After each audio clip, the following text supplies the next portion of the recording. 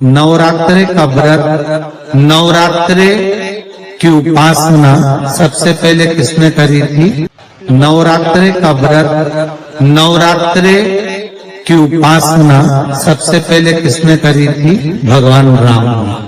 अश्विन भगवान राम, अश्विन के नवरात्रे में भगवान राम ने 9 दिन तक कलश की स्थापना कर लंकाधिपति रावण को मारने के लिए मां जगत जननी की आराधना की। भगवान राम ने मां जगत जननी की आराधना, मां जगदम्बा की आराधना। और कहते हैं मेरे राम ने प्रतिदिन मातृ शक्ति को निमंत्रण दिया और मां जगत जननी से विनती निवेदन कर कहा कि आपको प्रतिदिन आना पड़ेगा।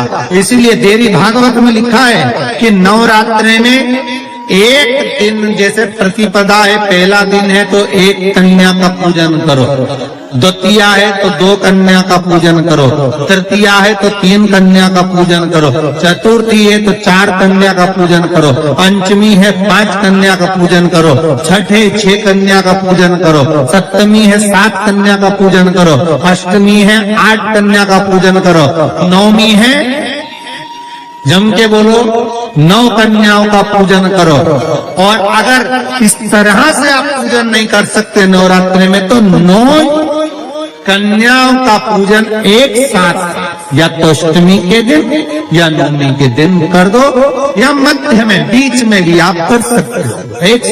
पर अगर आपकी कोई कामना है, आपकी कोई इच्छा है, मालूम पड़े, जैसे कई लोग कहते हैं कि हमारी इच्छा है, हमारी वो मकान नहीं बिक रहा, या हमारी वो जमीन नहीं खरीदी जा रही, या हमारी कोई कंपनी नहीं डल रही, या हमारे काम में ये अड़चन आ रही है, तो नवरात्रि में, 4 नवरात्रि में से किसी भी नवरात्रि में आप नियम बना लो कि एक कलश की स्थापना कर एक दिन में 1 कन्या का पूजन कर उसको भोजन कराना, लाल वस्त्र देना, लाल चुनरी देना, दूसरे दिन 2 कन्याओं का पूजन कर लाल वस्त्र देना, लाल चुनरी देना, तीसरे दिन में 3, चौथे दिन में 4, 5वें दिन में 5, ऐसे 7, 9 दिन तक एक कन्याओं के क्रम को बढ़ाते आप उस पूजन का विधान प्रबल कर सकते। आज किसी का फोन था सुबह, तो कोई कह रहे थे कि हमें गुरुजी से बात कराओ, तो समीर जी ने बताया कि फोन आया था और वो बोल रहे थे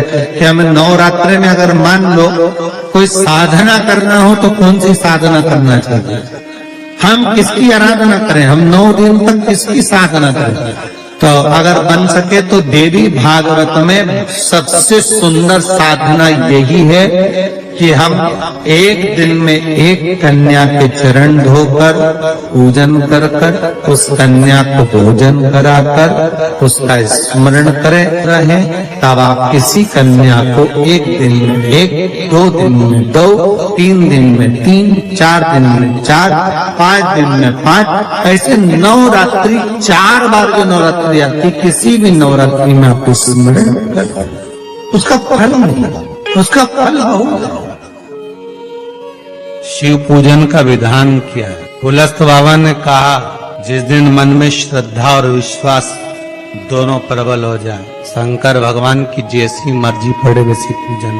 स्त्री के लिए, नारी के लिए पुलस्त ऋषि कहते हैं, भगवान को रिझाने के लिए विधान की जरूरत स्त्री को नहीं है, नारी को विधान नहीं। अच्छा, एक बात बताना, बहुत सुंदर बात है, थोड़ा विचार कर बताना।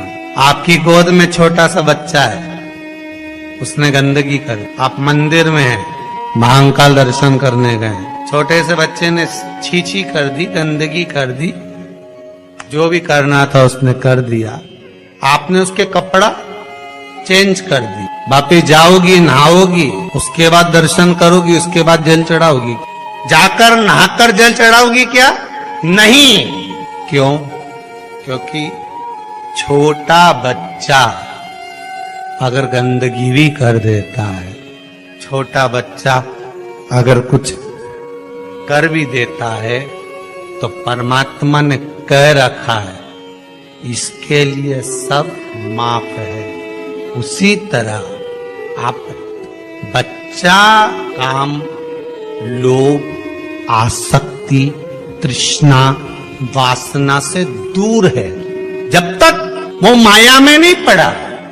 हाँ, उसके बाद बड़ा हो गया और उसने गंदगी करी तो आपको फिर आप स्नान करना पड़ेगा, पर जब तक वो गोदी में है वो कुछ भी करता है उसका कोई दोष नहीं है। जितनी माताएं हैं परमात्मा ने इनको कह रखा है केवल रजस्वला धर्म के वो 7 दिन आपको शिव का स्पर्श नहीं। दूध चढ़ा रहे हैं शिव जी पर तो किस लिए चढ़ा रहे हैं? दूध चढ़ाने का तरीका क्या है, कैसे समर्पित कर रहे हैं? अभी दीदी ने कहा कि बीमारी पर तो वो दूध चढ़ाने का तरीका बदल गया। आपने दोनों हाथ, एक हाथ में जल एक हाथ में दूध रखा और तरीका बदला।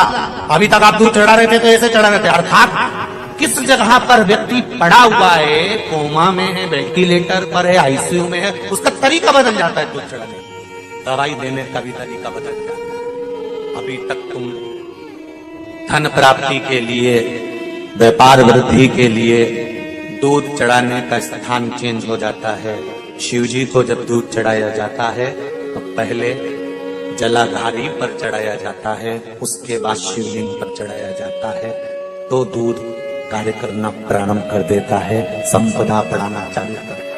रोग मुक्ति के लिए जब भी दूध चढ़ाया जाता है तो जल और दूध की मात्रा बराबर करी जाती है। जब ब्राह्मण अभिषेक कराने बैठता है तो बाल्टी में जो जल पड़ा होता है उसमें थोड़ा दूध डाल देता है। आप क्या डालते हैं कि नहीं डालते, हमें नहीं। ब्राह्मण जब रुद्री से अभिषेक कराने बैठता है तो बाल्टी में रखे हुए जल में दूध डाल देता है।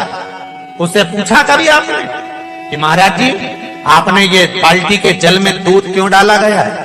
बाल्टी भरी हुई पानी की और उसमें थोड़ा सा तुमने दूध क्यों डाला है?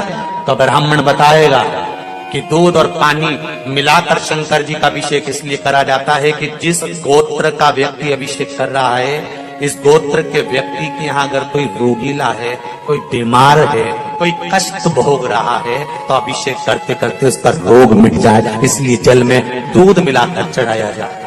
कभी ब्राह्मण से पूछो तो जब घर में संतान की वृद्धि नहीं होती है तो 7 कुआं, कुआं बोलते हैं, तुम्हारे यहाँ बावड़ी बोलते हैं, तालाब बोलते हैं, जो भी हो, जहां जल का स्रोत बना हुआ, जल का जहां स्रोत बना, जल का स्रोत से मतलब होता है कि जिस कुएं में या हैंडपंप में या पानी जहां से आता रहता हो, ऐसे कुआं बावड़ी से 7 जगह से जल लाया जाता है।